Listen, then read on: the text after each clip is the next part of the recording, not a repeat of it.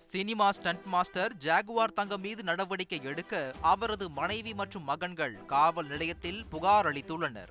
பிரபல cinema stunt master Jaguar தங்கம் தனது மனைவி மற்றும் 2 மகன்களோடு எம்ஜிஆர் நகர் அண்ணல் காந்தி தெருவில் வசித்து வருகிறார்.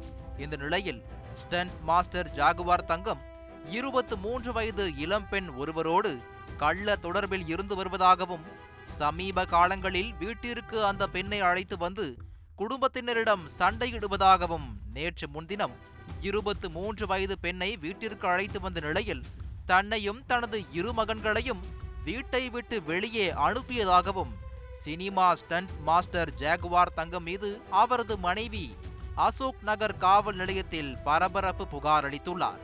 புகாரின் பேரில் அசோக் நகர் அனைத்து மகளிர் போலீசார் விசாரணை செய்து வருகின்றனர்.